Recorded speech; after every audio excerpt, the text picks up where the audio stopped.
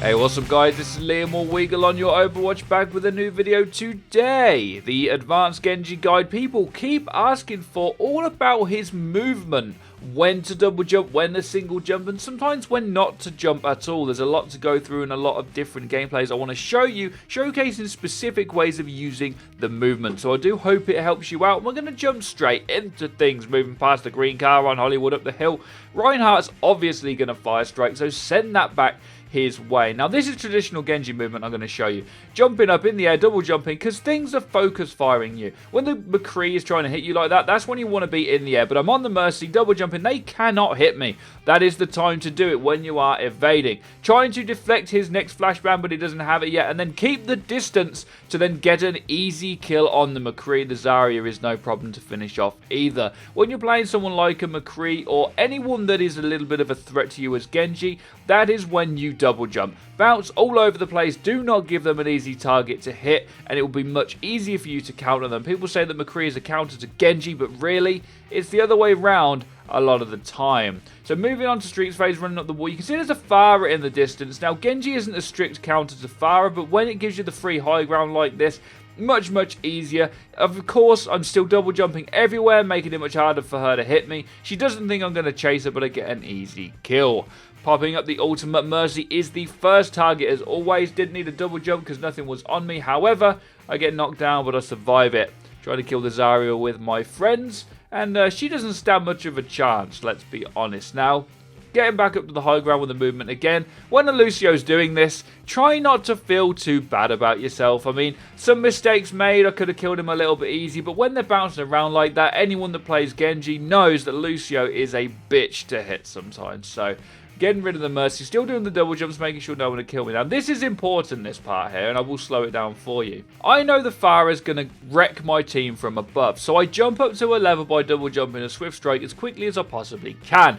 But what I do then is I stand on the same spot so that I know she's going to shoot at me. Now, I do this quite often. Now, this may be a McCree on the floor far away from me, or a Widowmaker, or it could be a Pharah in the sky. What you want to do is specifically give the enemy an easy shot on you. When they take it, you time your deflect, and that's exactly what I did here. I used the movement to get to her level, and then deflected the rocket straight back in her face. Again, jumping onto the point, regrouping with my team, we then grab, I get through, confirm some damage, the enemy team high noons, and here I just hide. I didn't have my deflect at the time, and by the time I did, getting an easy kill on the McCree. A little bit lucky, but I hit the shurikens in the head and swift struck. I could not have done anything else there because there was no way for me to double jump in that room. Speaking of which, movement is also about positioning, and you'll see here that I get greedy. I chase the Zarya because I think I can get the kill. I put myself in a situation where I cannot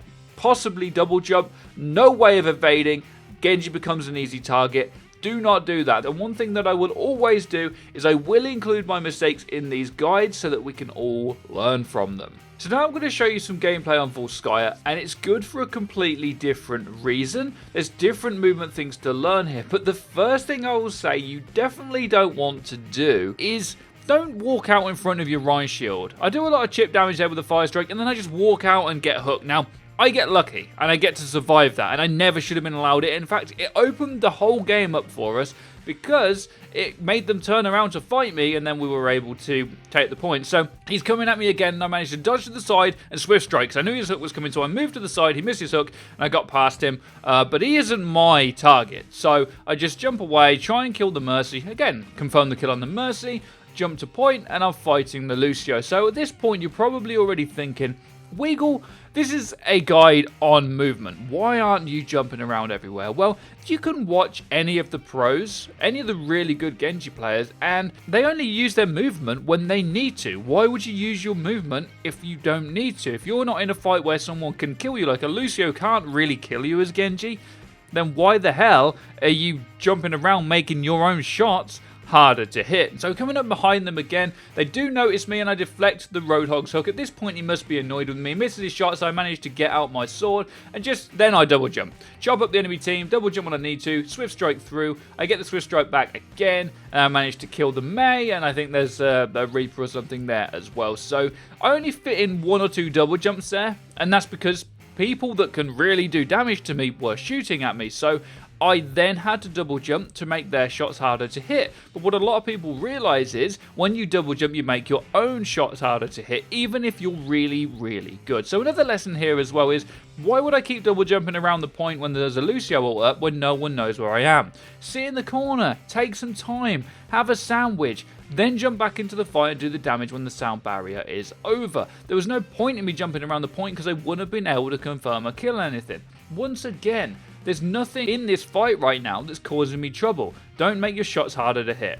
Killing that guy, do start to deflect some of the damage because I'm getting hit and I just back off to get a health pack. Going back into the fight once more, I double jump because I need to get the height, I swift strike in, kill the Lucio, jump when I need to because the Reaper is on me, he gets hit from the blade, he runs away again, we wipe him, we do the damage to the Mei, and I do get a little bit lucky there. So again, no need to double jump here, just get behind her, then I double jump to get safe, finish off the Mei. We're on a 20-something kill streak at this point, and you would probably say that my movement has been fairly sloppy. But what's the point in making my movement incredibly good when it doesn't need to be? The final thing that happens really is I confirm the kill there on the laying down target. I light up the Rhine. The Tracer helps me finish him off. I double jump because I needed to then. And then Reaper, I don't need to double jump. I'm deflecting. See you later, buddy. 25 kill streak with minimalistic movements. The second lesson is your movement doesn't have to be perfect. And I'm playing at higher diamond now, and I don't always double jump, and you don't need to either. Now I want to show you guys a good example of movement. I jump up top just to get the high ground on Dorado from behind the enemy team while my team managed to push up the front lines. I'm of course doing some chip damage in the back to distract them and make them back up, but also charge my ultimate. At this point I'm really looking to get my ult. I jump into the fight, and at this point again, why make my shots harder to hit? Doing the damage to the Mercy, pulling out the sword, don't need to jump around, nothing's attacking me. Again, kill the Lucio, how are you doing, Roadhog? And killing the Reinhardt as well. Now, maybe not the best use of the ultimate, but there's a lot better movement coming up, even more so in a second. I think that the movement there was good because I didn't need to capitalize on it, and that's one lesson I definitely wanted to show you guys. So we clear out the Tracer with the normal combo and then just swift striking. Jumping into the enemy team, this is where you start jumping around. They're obviously trying to focus me down, the Rhine's on me as well. They just can't hit me because I'm jumping around, do the deflect, and things start to get crazy. So here we go, we get in the fight, do a double jump, and do some damage to the Mercy straight away. Someone's in there with me, confirming the damage. I swift strike, and then I managed to get in the right click as well, killing another one, and then doing damage to the Tracer. So the movement there was a lot better, and what people more expect from a Genji player, although you don't need to be forced into that. So we'll go through it again though. I see that the Reinhardt is there and I want to open it up. So I swift strike in and instantly double jump to get the height. I managed to jump in and swift strike behind the enemy team to do loads and loads of damage, but also just completely mess them up by being every side of them every other second. I then managed to just about kill everything with combinations of jumping, swift striking, and shurikens. And you'll see again that the movement isn't that traditional.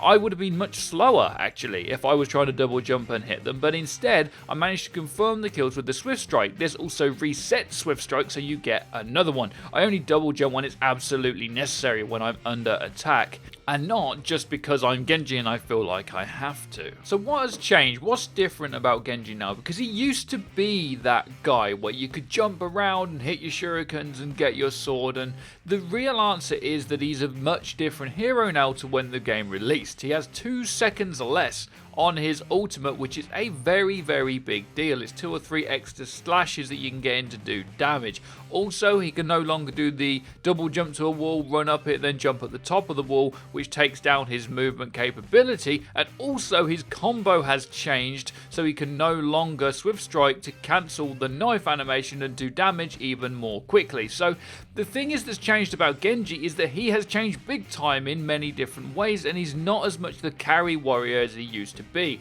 You simply should never be jumping in, jumping around, trying to hit shurikens, and not just, as I said, because maybe you shouldn't need to be doing that because people aren't focusing you. It's not actually that, it's that he shouldn't be doing that at all. Initiation really should be done by Winston now, because he can drop a barrier, Zarya can bubble him, and it works better. Now this does depend on where you're playing. It depends if you're in diamond or master, or you may be in gold, and these rules will be slightly different. If you're better than the rank you're in, then you can carry as just about any hero in the game. But if you're at the right rank, Genji now is extremely hard to use. He isn't that character that jumps onto the point and jumps around. It just doesn't work like that anymore. People know how to counter him as well. So not only is his movement worse, but he's easily countered because everyone knows, well, I'll just go Winston. Or if they're even decent with Roadhog, he can also massively counter Genji straight away, which just takes away from that movement capability. You now need to be more of a baity flanker, and by that I mean